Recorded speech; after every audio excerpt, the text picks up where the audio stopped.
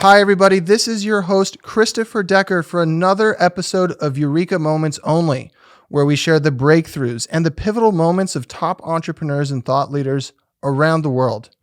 Please welcome our very special guest today, Annastasia Seebohm.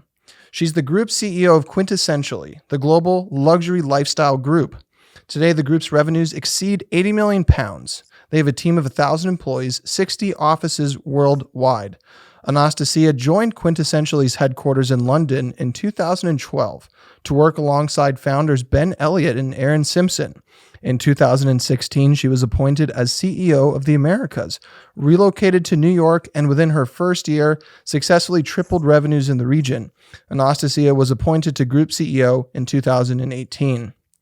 She's an authority on the lifestyle industry and luxury market, with an unparalleled insight into the behaviors and preferences of the affluent consumer that it serves.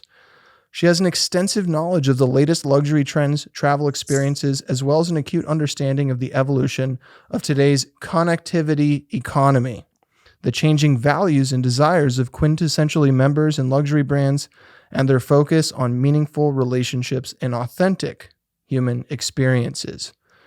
Annastasia, welcome to Eureka Moments Only. Thank you so much for having me. I'm excited to be here. This is really, really exciting because it couldn't come at a more perfect time to talk about connectivity, to talk about humanity. And I think the first question on my mind is I would like to learn a little bit more about yourself. What's your story? What's my story? My story, gosh. So I'll keep it brief. So as you mentioned, I joined Quintessentially back in 2012, working closely with the founders. My story is one of working my way up within an organization I feel very, very passionate about, and within a brand I love. And I was lucky enough to work besides the founders and grow alongside them. And then the opportunity to come out and run our business in the US. And now I get to be group CEO and work with a team of 1,000 amazing individuals all over our 58 offices. So my story is one of reading up about a business and hounding them until they gave me a job and then working my way up. I feel deeply passionate about the lifestyle and luxury industry, about the consumers that we look after, about offering best class service. So I think everything to do with the decisions I make and who I am are deeply rooted in my own personal passions that then translate to the business. Personally, I'm of Greek English heritage and I live in New York with my dog Bertie. I'm deeply passionate about my Greek heritage, love cooking Greek food, love visiting my motherland whenever I can. And yoga, meditation, and some philosophy on the side. What a very well-rounded. So you've got Greek culture, you've got English culture, you're a dog and an mom, American spirit, American spirit, and you've got the yoga and the mindfulness and the meditation. Annastasia, thank you. And I'm gonna dig right in if that's okay. Yeah, of course, please do. We talk about the Eureka moments. We go straight for the heart, then we go for the head, and then the soul on this show. We talk about these Eureka moments when things become clear, breakthroughs, aha moments. Yeah. Eureka, I've got it. If you had any when you're laid in bed moments, and you're laying in bed and you're like, that's it. Well, see, the origin of that is when there was actually a pause. When there's a pause in life, somehow we start to come up with these breakthroughs, and we've been given the ultimate pause button right now with COVID-19. At least I think so. What do you think? Yeah, I think I watched this amazing kind of poem video on YouTube calling it the Great Realization. I'll send it to you, and it references why hindsight's 2020. And it kind of, we're looking back at this period, and it is the great reset. It's the great pause.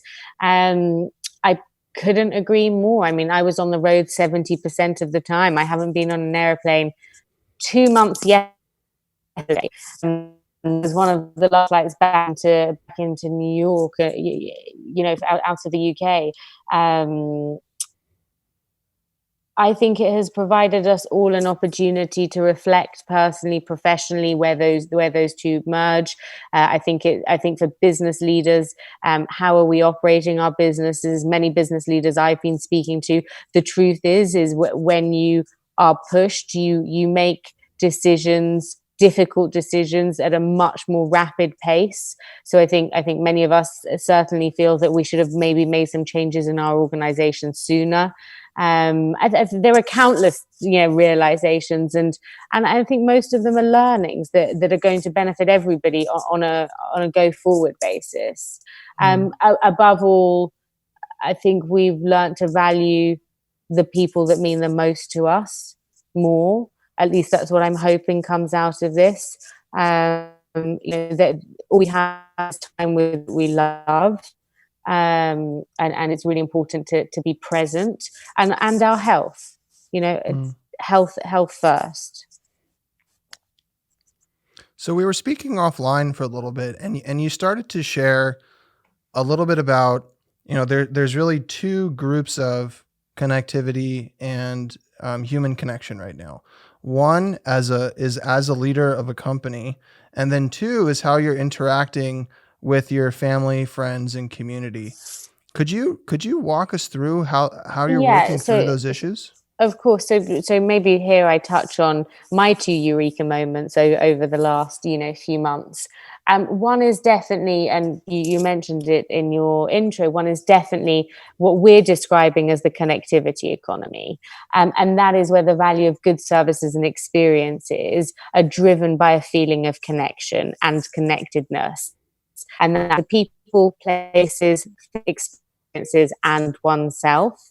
And I think what's important about this is world went through quite a materialistic phase, and then it went through a huge experiential phase, which is, how do we build our experience resume? How do we have the most, the best, most fulfilling experiences and travel the world?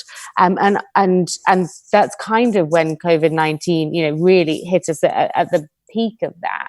Yeah. I would say that the new phase of the world and our needs are all around this connectivity economy. So we all are driven by a need and desire to feel more connected, and a feeling of connectedness. And I think that is to other people, loved ones, thought leaders that inspire us and fulfill an intellectual curiosity, networks and communities, so we're less lonely, which drives down levels, stress levels. So definitely connecting with other people. I think it is connecting with places. We're definitely seeing a rise in localized travel requests for the future. So people still want to be connected to places. They just might not be jumping straight on an airplane and going to the other side of the world for it. But even through our screens, we're connecting to new places and seeing museums and exhibitions we may not have gone to, or discovering a new city. Now there's so much more virtual content available. I think that's connecting to people, that's connecting to places. I think people are connecting to things in a different way.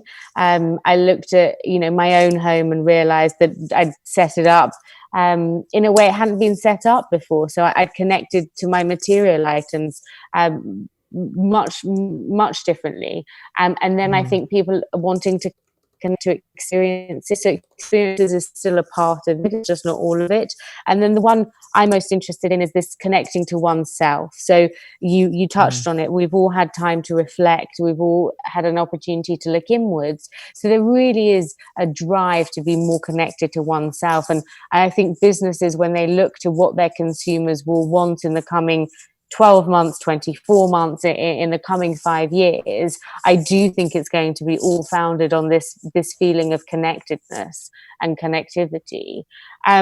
So that's the kind of where do I think consumer behavior is going. With regards to leadership in of itself, this is what we were talking about offline.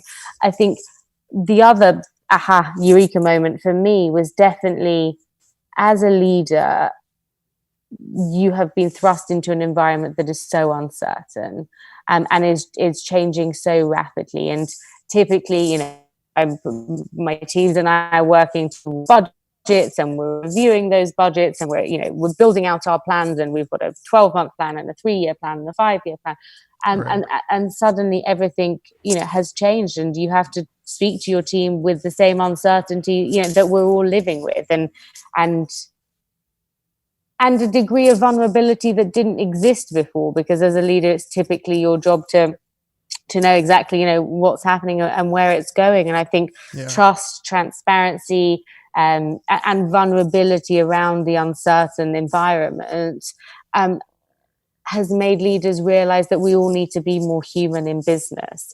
Combined with now, with all of the Zoom calls, and we're now thrown into each other's very personal environments, and many people are taking these calls from their bedrooms, and we're all in our homes. So it's a much more intimate environment for all. So there's definitely a drive around this humanizing of business, which I'm a huge advocate for and feel very passionately about.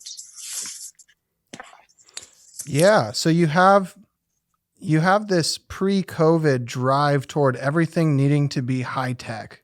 Everything needs to be disrupted with some sort of technology platform. We have to change taxis by making Uber. We have to change banking by making PayPal. But I almost think that, based on what you're saying, is that we got to take that technology and rehumanize it, because it's about to become a way different playing field. Yeah, absolutely. And listen, we're in a business that is high touch. Yeah. Technology, is our infrastructure, but it's all about personal relationships. It's all about understanding our members. We're integrated into their lives so deeply, and more so now in a COVID-19 era. Our members and the value proposition has changed, where we are helping them with them and their loved ones. We're helping them educate their children. We're helping them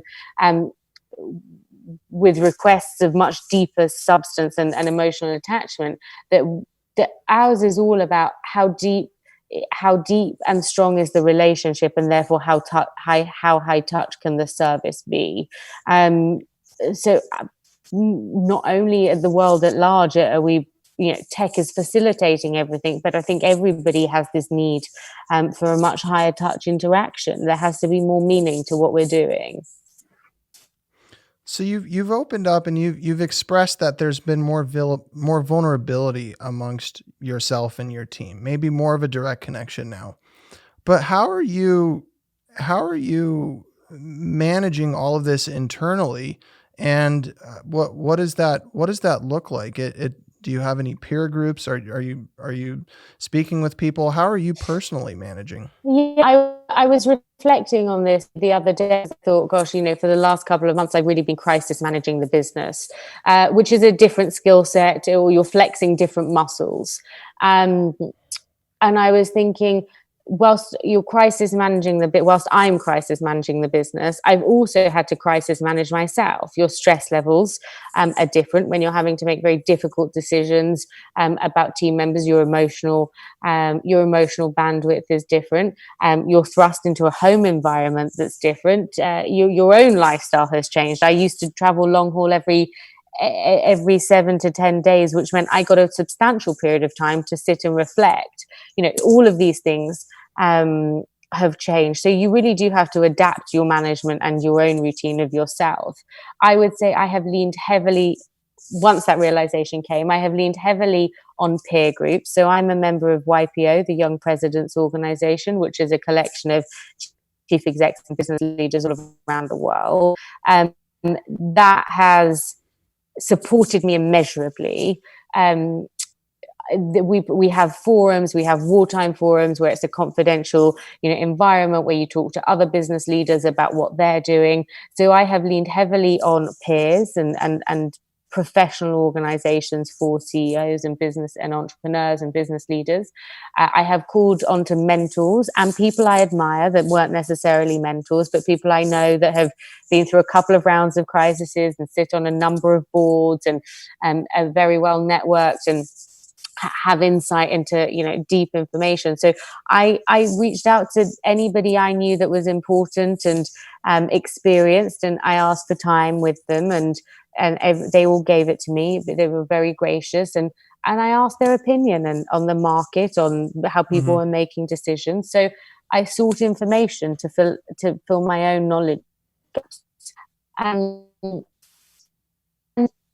I'm a big reader, and I try to, Harvard Business Review have put out some great stuff about leading with anxiety and vulnerability and making difficult decisions. I'm big on organizational psychologists as well, so I try and build my toolbox. So I have an interesting question for you. Let's imagine that you're writing a letter to yourself. Oh gosh, yes. I had to do this. I went to Harvard in January for an executive course, and we had to do this. But yeah, I'm interested. 10 years from now. 10 years. What does it say? What are you going to say to your future self?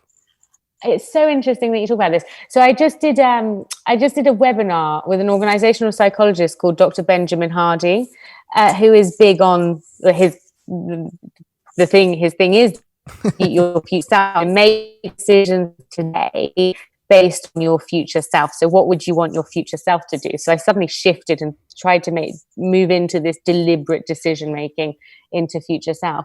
What would I say? I say to my future self? I'd say be kind to yourself. The whole world is uncertain. That many people are stressed. We're all having to think on our feet. I would say be kind to yourself, because as a leader, as I think leaders are a breed that tend to be quite self-critical about how else they could have made decisions. So I think that's what my future self would say to me. I don't know. Ask me in 10 years. Be kind to yourself. Yeah, I think it's, if we're being human in business, I think that's an important one. And I think if people are kind to themselves, they have a greater ability to be kind to others as well. And I think that's important. And we're seeing, a huge rise in kindness within business and the world at large. What a concept. An exciting one. The great realization, 2020. Seriously, what if the new metric is less about cost per acquisition? What if the new metric is how kind you were to somebody? I mean, a business is still, a business with a bottom line. I think, but right. There is this shift into stakeholders as an entire group, as opposed to just shareholders. And I think COVID-19, in my opinion, hasn't created necessarily new trends. It has accelerated the trends of the next 5 years into a period of 5 weeks or 5 months. So much of what we're seeing happen was starting to anyway. And I think kindness within business being one of them. We've gone in so many cool directions here, but it's all boiled down to the connectivity economy. It has. It definitely has. And based on that connectivity economy, the entrepreneurs that are watching this are Eureka Moments family. Mm-hmm. How can we build more connection in what we do? What are some questions we should ask ourselves? And what's some advice that you might have to someone who's maybe in your shoes 10, 15 years ago, who's just starting out and starting to rise to the top? So to answer the first part of the question, I believe it's what makes clients feel more connected to you as an organization, to the teams that are looking after them. How do your clients feel more connected to their clients? So what drives your customer base in feeling more connected? And then how can you take those answers and build them into your strategies and your delivery? So I think that's what businesses can be doing for their customers. What they can be doing for their teams is what matters to our teams. How do our teams feel more connected? What is it that they need? What drives them? And when we start asking these questions, many of our answers are the same. And I think that's the thing that I find most interesting. And then it allows us to, all row in the same direction. So that is what I feel leaders could be doing, is asking that very specific question around what makes you feel more connected, or what drives your feeling of connectedness. And then what else I give somebody in 10 to 15 years time coming in to this, it's okay not to know. Some of the best business leaders of our time right now, some of the greatest minds, political thinkers, strategists, don't know what and it's okay not to know. But I think we keep needing to be curious and asking a variety of questions to try and find the solve and find those answers. But that it is okay to not know.